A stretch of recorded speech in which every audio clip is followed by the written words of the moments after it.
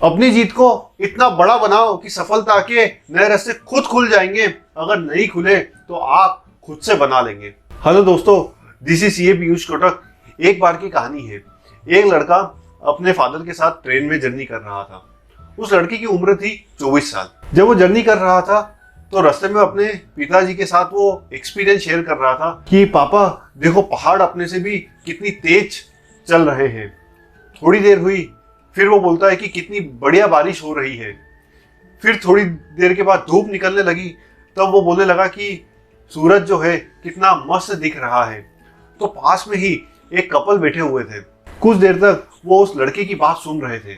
उसके बाद उन्होंने उस लड़के के पिताजी से बोला कि आप इस लड़के को किसी साइकेट्रिस्ट के पास लेके जाइए कि 24 साल की उम्र में वो ऐसी बात कर रहा है। इसके बाद उस लड़के के पिताजी ने बोला कि आज ही इसकी आंखों का ऑपरेशन हुआ है। इसके पहले इसने अपनी आंखों से कभी भी कुछ चीज देखी ही नहीं थी। आज ही ये पहली बार अपनी आंखों से ये सब चीजें देख रहा है, तो उसकी एक्सपीरियंस शेयर कर रहा है। तो दोस्तों, जिस तरह से हम दुनिया को देखते हैं, जरूरी नहीं है कि चीज वैसी ही होती है। वो लड़का तो पहली बार अपनी आंखों से देख रहा है, लेकिन मैं आप लोगों के साथ ये बात कहना चाहता हूँ कि क्या वो लड़का जब वो एक्सपीरियंस शेयर कर रहा था, क्या उसके दिमाग में और कुछ विचार चल रहे थे?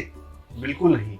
जो चीज वो देख रहा था, वो चीज की एक्सपीरियंस वो शेयर कर रहा था और उस चीज पे ही उसका फुल फोकस था। उसके साथ में जो दूसरे लोग बैठे हुए थे, उन लोगों का भी फोकस उस चीज पे क्या उतना था जितना इस लड़के का था?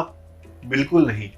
वो जो दूसरे लोग थे वो समझ रहे थे कि ये चीजें तो नॉर्मल है और वो अपने समय को प्रॉपर यूटिलाइज नहीं कर रहे थे। उनका फोकस किसी चीज पर था ही नहीं। जो पहाड़ थे, जो समय था, जो दृश्य था, वो हमेशा यूनिक रहता है, वो हमेशा नया होता है। जो दिन अपन आज इंजॉय कर रहे हैं, जो समय अभी इंजॉय कर रहे हैं, क्या वो समय कल फिर आने वाला है? क्या वो दृश्य वापिस आने वाला है? बिल्कुल नहीं। रोज का समय रोज अलग अलग आएगा, समय भी अलग अलग आएगा। जो चीज बीत गई वापिस से वो नहीं आएगा। तो हमारा जो अभी का समय है, उस पर हमारा पूरा फोकस और पूरे कंसंट्रेशन के साथ हमें एक्शन लेना बहुत जरूरी है। अगर समय बीत गया तो वो वापिस से हासिल नहीं होगा। तो दोस्तों, दुनिया की जो भी सक्सेसफुल इंसान है, चाहे बिल गेट्स हो, एलन मस्क हो, स्टीव जॉब्स हो, उन सब लोगों ने सक्सेस तभी हासिल की है जब उनका फोकस के साथ कंसिस्टेंट एक्शन हुआ है। दुनिया के 77% से ज्यादा लोग अपने दम पर बिलियनियर बने हैं, तो वो तभी बने हैं जब उन्होंने फोकस के साथ कंसिस्टेंट एक्शन रखा हो। जैसे कि आपने कहानी सुनी होगी, एक कुएं पे एक रस्सी एक ही जगह पर खींची जाती थी, तो उस रस्सी के कारण उस कुएं के पत्थर पर निशान बन गया। क्या वो रस्सी अलग अलग जगह पर अगर खींचते तो निशान पड़ता? बिल्कुल नहीं। उसी तरह अगर एक लेंस के द्वारा एक कागज के टुकड़े पे सूरज की किरणों का प्रकाश अपन कंसंट्रेशन करके एक ही जगह पर फोकस के साथ कंसिस्टेंटली अगर रखेंगे, तो उस सूरज की किरणों के कारण फोकस के साथ कंसिस्टेंट एक्शन से वो कागज में आग भी लग सकती है। क्या वो फोकस और अगर कंसिस्टेंट एक्शन नहीं होगा तो आग लग पाएगी? बिल्कुल नहीं। इसी तरह आपने अपनी स्कूल लाइफ में या पढ़ाई के दौरान ये सुना होगा कि क्लास में 50 बच्चे थे। पढ़ाने वाले जो टीचर थे वो भी सेम थे और जितनी देर पढ़ रहे थे वो समय भी सेम था, लेकिन कुछ बच्चों के मार्क्स अच्छे आते और कुछ के कम आते हैं। तो इसमें सिर्फ डिफरेंस ये होता है कि उनका फोकस और कंसिस्टेंट एक्शन किस तरह से लेते हैं, उस चीज का डिफरेंस होता है। बहुत बार तो जो बच्चों के मार्क्स अच्छे आते हैं वो कम समय ही सिर्फ पढ़ते हैं, फिर भी उनके मार्क्स अधिक आ जाते हैं। तो सिर्फ डिफरेंस ये है कि वो जितना समय दे रहे हैं उसमें फुल फोकस के साथ वो अपना समय दे रहे हैं।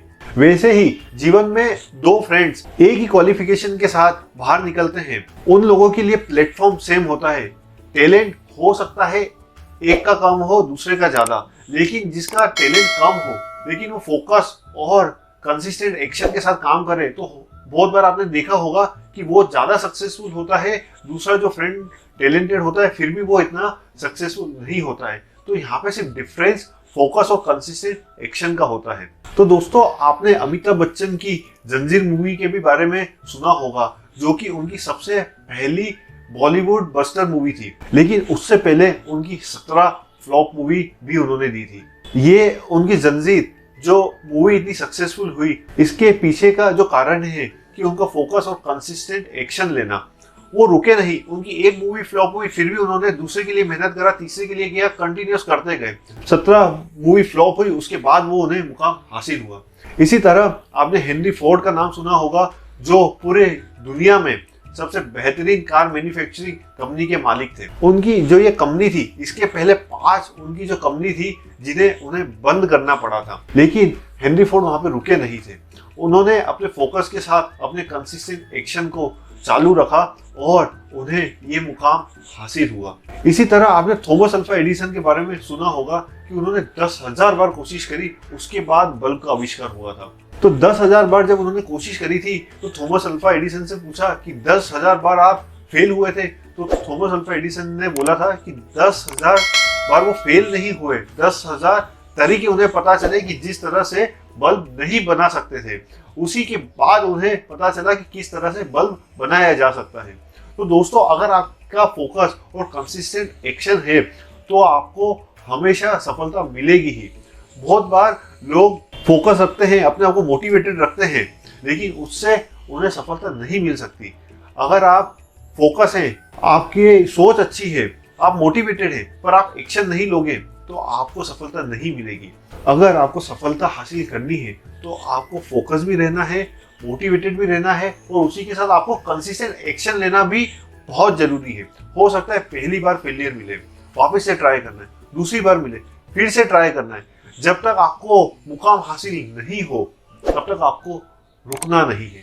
फोकस के साथ कंसिस्टेंट एक्शन आपको समझदारी से हमेशा लेने हैं, और कोई भी मुकाम ऐसा नहीं है कि जो आप हासिल नहीं कर सकते हो। तो दोस्तों, अपने माइंडसेट को इस तरह से डेवलप करने के लिए मेरी ये जो किताब है यू आर कमांडो आपको इस तरह से हेल्प करेगा कि कोई भी चीज आप जीवन में जो हासिल करना चाहते हो वो आप हमेशा हासिल कर पाएंगे। तो आज ही ऑर्डर करें, क्योंकि ये अमेज़न बेस्ट सेलर बुक है। Thank you so much, stay connected.